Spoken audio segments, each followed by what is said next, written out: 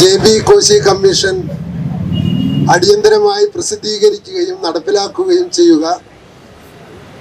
July 3-ാം തീയതി ഒരു holiday പ്രഖ്യാപിക്കുക എന്ന രണ്ട് ആവശ്യമായി തൃശ്ശൂർ അതിരൂപത നടത്തുന്ന ഈ സമ്മേളനത്തിൽ പങ്കെടുത്ത എല്ലാവർക്കും ആദ്യമേ ഞാൻ അഭിവാദ്യങ്ങൾ അർപ്പിക്കുന്നു.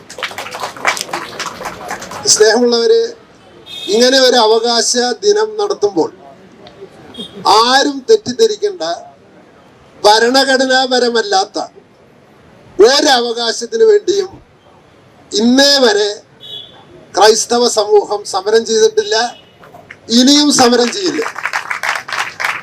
ഭരണഘടനാപരമായി ഒരു സമൂഹത്തിന് എന്താണോ കിട്ടാനുള്ള അവകാശങ്ങൾ അത് ഞങ്ങൾക്ക് കിട്ടണം എന്ന് മാത്രമേ ഞങ്ങൾ ആവശ്യപ്പെടുന്നു.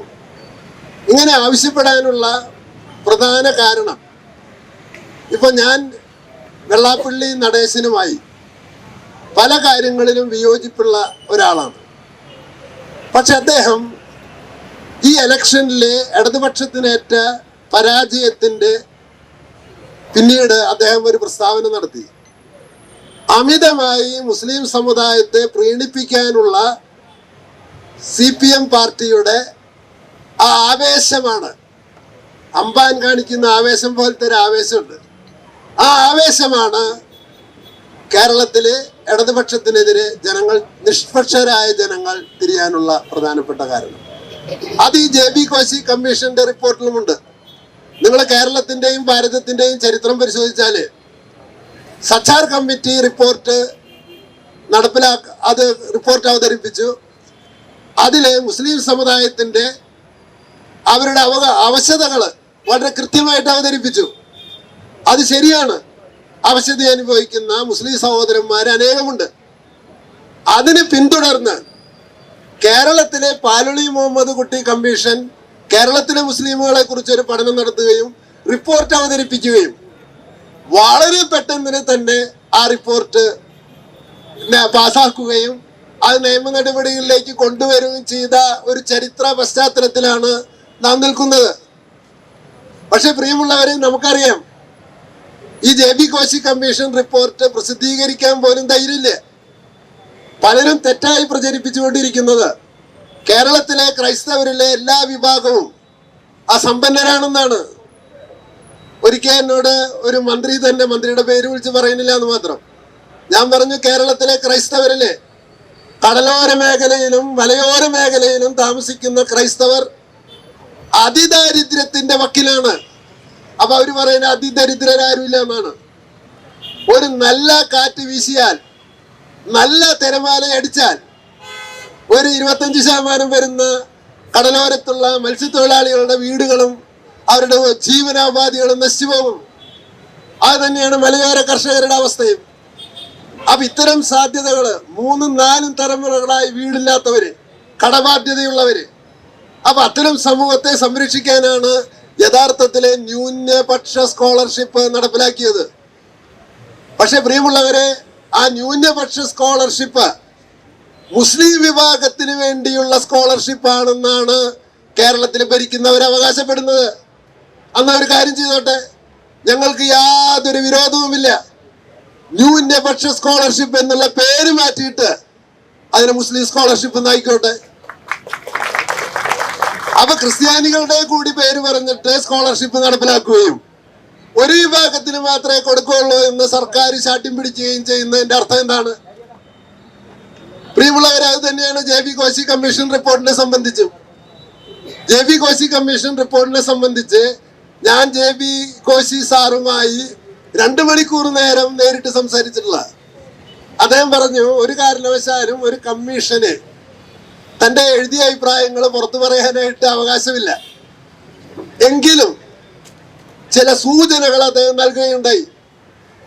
അപ്പൊ അത്രമാത്രം അധസ്ഥിതരായ ഒരു വിഭാഗം ക്രൈസ്തവരിൽ ഉണ്ട് എന്ന് അദ്ദേഹം വ്യക്തമാക്കിയതാണ്.